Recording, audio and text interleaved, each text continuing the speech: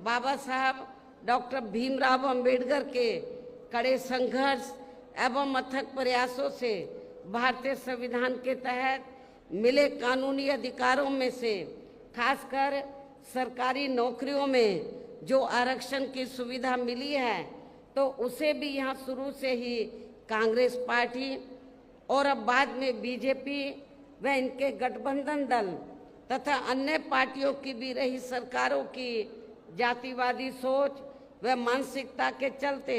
इन्हें अभी तक भी आरक्षण का पूरा लाभ नहीं मिल पा रहा है। इन वर्गों के लोगों को अभी तक भी इन्हें आरक्षण का पूरा लाभ नहीं मिल पा रहा है और अब तो इनके इस आरक्षण को ये पार्टियां मान्य कोर्ट की आड़ में इसे प्रभावहीन बनाने में वे खत्म करने की भी पूरी कोशिश में लगी हुई है। और अब कांग्रेस के श्री राहुल गांधी ने तो विदेश में जाकर इनके सभी आरक्षण को ही आगे वक्त आने पर खत्म करने का ही ऐलान कर दिया है। लेकिन जब वो भारत में रहते हैं और खास तौर से भारत में रहते हैं और उनको लगता है कि किसी राज्य में चुनाव हो रहा है, तो फिर इधर आकर वो गिरगिट की तरह रंग बदल लेते हैं और क्या बोलते हैं इधर आकर कि हम आरक्षण के पक्ष में हैं। बाहर जाकर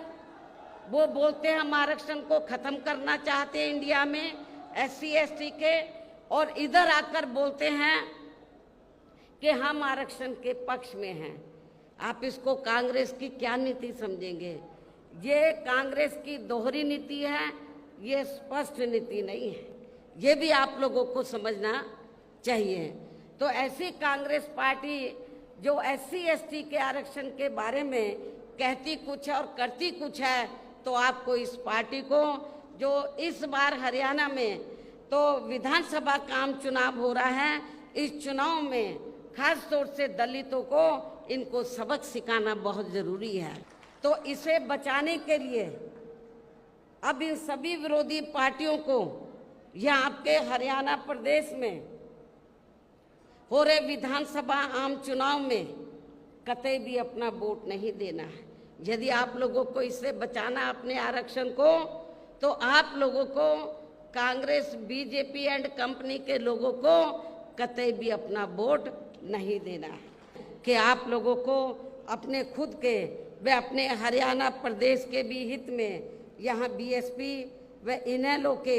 बने गठबंधन की ही सरकार बनाना बहुत ज़रूरी है। और अब आप लोगों को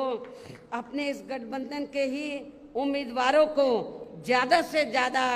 कामयाब बनाना है, जिसके लिए BSP के उम्मीदवारों को हाथी चुनाव चिन्ह के सामने वाले बटन को दबा के तथा भारतीय राष्ट्रीय लोक दल के उम्मीदवारों को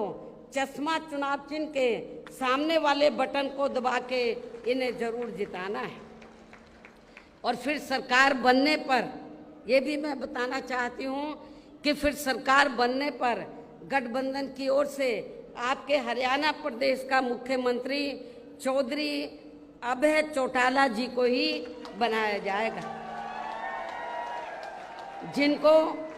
जिनको मेरे आशीर्वाद के साथ साथ इनके पिता चौधरी ओम प्रकाश चौटाला जी का भी पूरा आशीर्वाद प्राप्त है।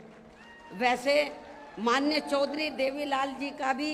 हमेशा इन पर आशीर्वाद बना रहा है। इनके साथ साथ गठबंधन की ओर से BSP का एक डिप्टी CM दलित वर्ग का, BSP की ओर से एक डिप्टी CM दलित वर्ग का तथा दूसरा डिप्टी CM अन्य पिछड़ा वर्ग या अपर कास्ट समाज में से ही बनाया जाएगा। ये डिप्टी CM